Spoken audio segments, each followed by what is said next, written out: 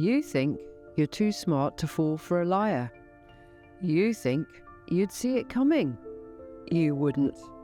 And if you have before, you're not stupid, you're human.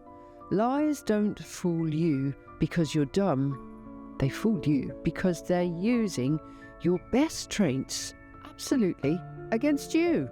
Your hopes, your beliefs, your desires, your trust.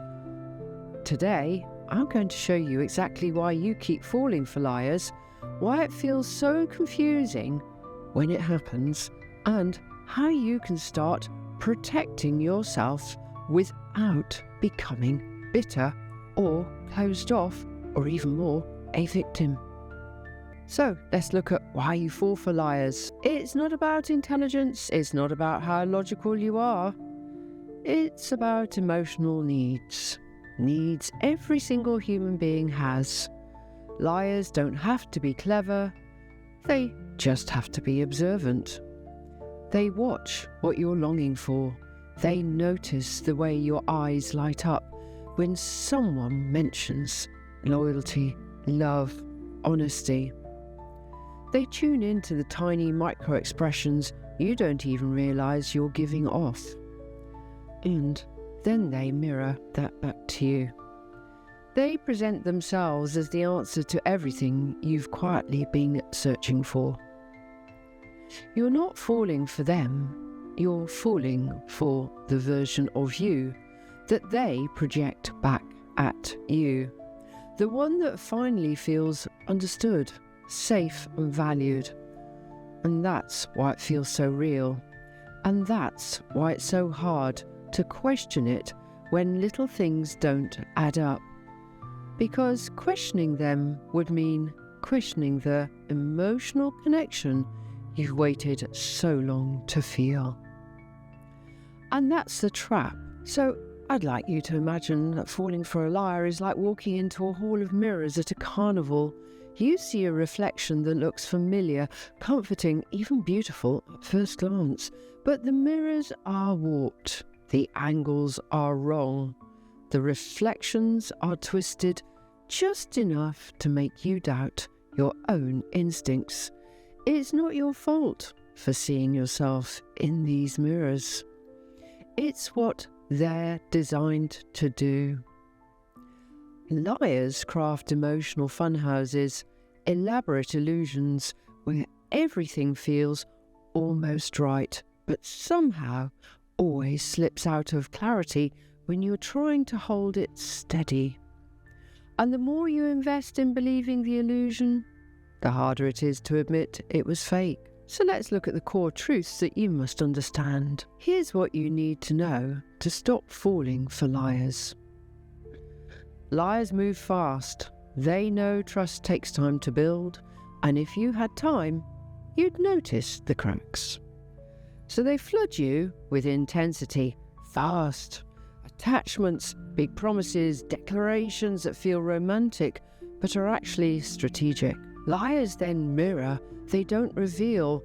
Real relationships reveal uncomfortable truths. You see the awkwardness, the insecurities. A liar gives a perfect match version of yourself because they're not revealing who they are. They're reflecting who you want them to be. Liars weaponize hope. They don't trick your mind. They hijack your heart's deepest desires. They sell you the dream that you've been secretly clinging to, and because we all want to believe in love, loyalty and honesty, we're vulnerable. Hope is powerful, but without discernment, hope can be used against you. Now, let's look at some solutions. So, how do you stop falling for liars? Well, you slow everything down.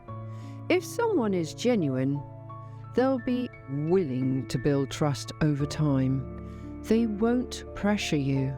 They won't rush you. You make people earn your trust, not just with words, but actually with consistent, aligned actions over time. And you stop falling for their potential. Potential is a dangerous drug.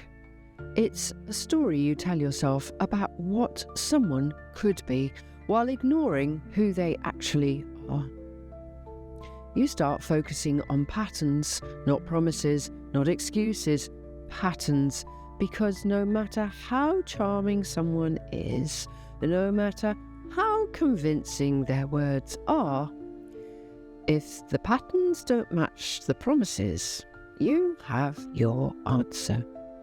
And finally, you protect yourself, not by hardening your heart, but by strengthening your vision. You learn to trust your instincts even when you don't have proof yet. You learn to pause, observe, and honour the uncomfortable feelings instead of explaining them away. You learn to tell the difference between a mirror and a window. If you've been fooled by a liar, don't punish yourself. You weren't naive, you were honest, you were open, you were good. And that's something to be very proud of, not ashamed of. But now you're stronger. Now you can see the angles behind the mirrors. And you deserve something real.